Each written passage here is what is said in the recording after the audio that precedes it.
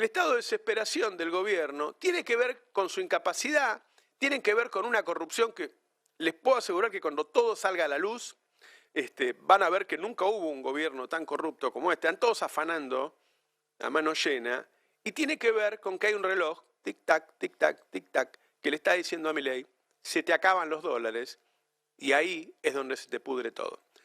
Y la evolución del gobierno se torna vertiginosa y lo hace a uno pensar en el pasado, en hace unos pocos meses.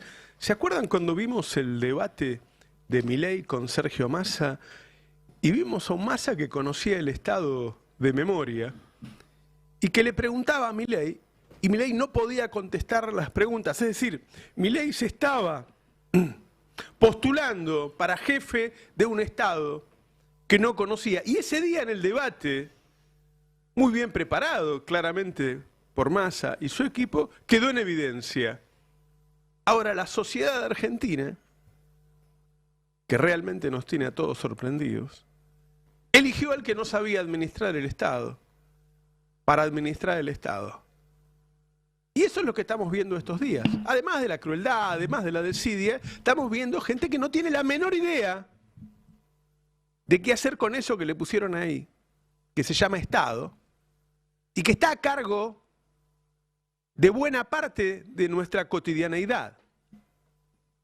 Luego de la denuncia de Ariel Jalad, que claramente fue el golpe más fuerte que ha recibido el gobierno desde que asumió,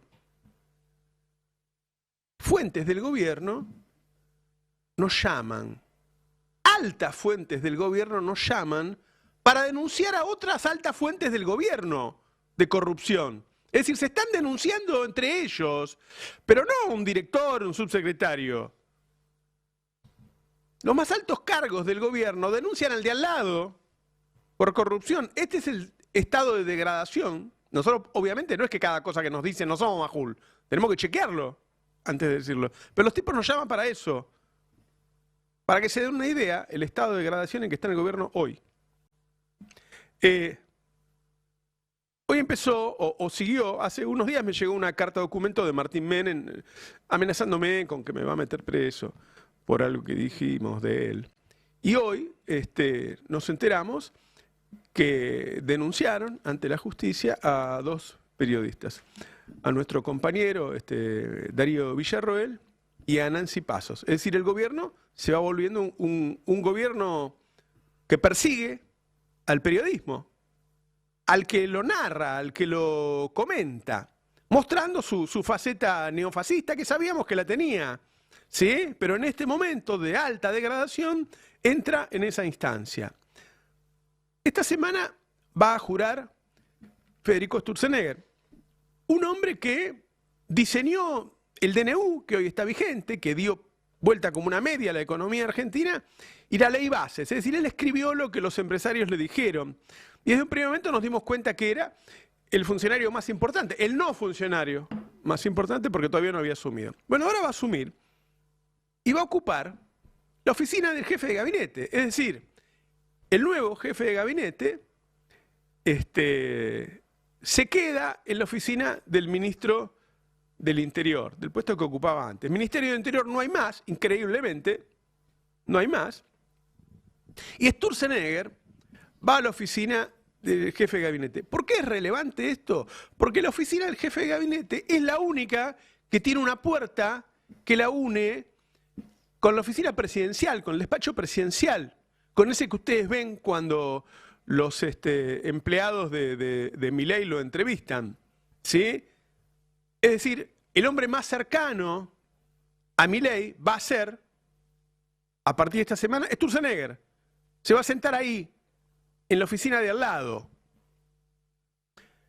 Milei sobreactuó patéticamente el apoyo a Petovelo.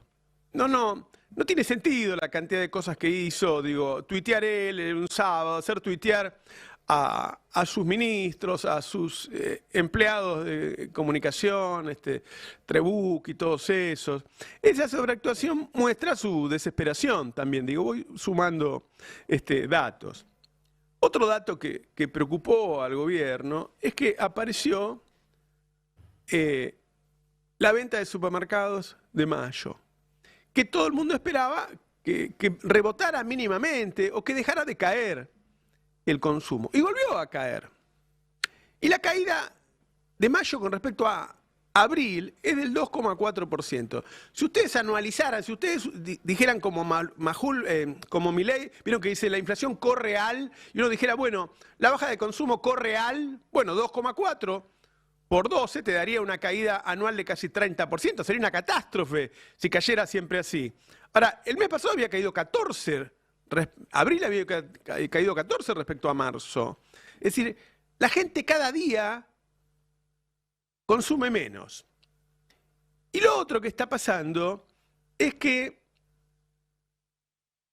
no tiene la capacidad de acumular reservas en el Banco Central. ¿Qué es lo que los gobiernos no caen por las otras cosas que yo le comenté? Los otros son manotazos de ahogado. Los gobiernos caen por crisis financieras, ¿sí? Bueno, el Banco Central, cuando uno mira las reservas positivas y le descuenta la deuda de las importaciones, ¿vieron como el truco fiscal que dicen, bueno, ¿cómo tiene superávit? Bueno, porque no paga las deudas. Bueno, esto es lo mismo. Como no paga las importaciones, le aparece unas reservas truchas que no son del central, porque las debe en importaciones. Y si uno se fija cuánto está liquidando el campo, comparado con los últimos años, está liquidando mucho menos, se está quedando, no quiere entregar los dólares. Y son los únicos dólares con los que cuenta el gobierno, porque el FMI no le quiere dar plata, porque los privados no quieren poner plata, porque no va a haber inversiones hasta que levanten el cepo o salga la RIGI entreguista y qué sé yo. Es decir, si quiere dólares, se los tiene que pedir al campo. El campo le está diciendo nones. Bueno, ahí está el gran problema.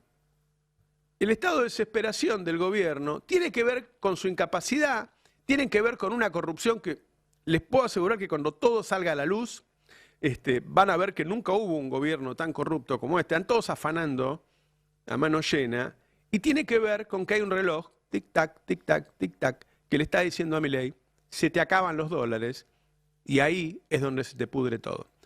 Y los datos de que los instrumentos, digamos, que miden la actividad económica siguen en caída, lo mismo con el empleo. Y a mí me parece que es importante también que el desempleo como fenómeno va a ser nuevo en esta crisis. Porque no venimos de un fenómeno de desempleo, entonces todavía tampoco sabemos cómo leerlo. Porque problemas inflacionarios sí estamos más acostumbrados, pero incluso problemas...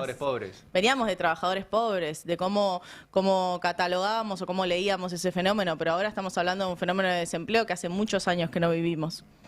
Sí. Bueno, vos venís de un proceso que arranca con Macri, una destrucción del poder adquisitivo de los ingresos del 20 y pico %. La consolidación del fenómeno de trabajadores pobres durante el periodo de Alberto Fernández, que contuvo la caída, pero no repuso, digamos, poder de compra para los sectores formales. Los sectores informales siguieron cayendo en su poder de compra, con lo cual hoy tenés el peor de los escenarios en ese sentido, porque los formales, que son los que miden las estadísticas del INDEC, la recaudación y demás, están cayendo, se está destruyendo empleo formal, pero los informales están cayendo en otra estadística que tiene el rigor de la continuidad, de que se hace con el mismo método hace mucho tiempo, que la estadística de pobreza e indigencia que se conoció hoy de la UCA, donde vos tenés espiralizada la indigencia. Eso es tremendo, lo contabas. Eso es un dato también nuevo. La espiralización de la indigencia está en niveles poco... Nunca lo vi duplicarse de esa manera en tan poco tiempo. Eso es porque trabajadores informales... Es muy interesante esto que marcás, Cande. Lo que está haciendo Toto Caputo es armarse esa carterita. En los 80 usaban mucho ese término en las mesas de dinero. Armarse una carterita para llevársela. ¿De dónde la saca? La rapiña.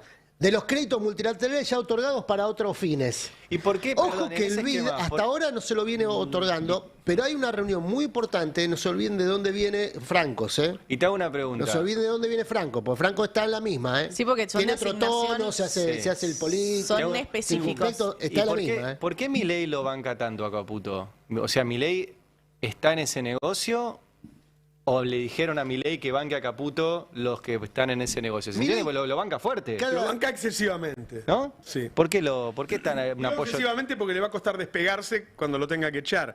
Che, lo otro que está pasando es lo que decía Adrián estos días, que es como Macri le baliza la y, salida bueno, a Milei.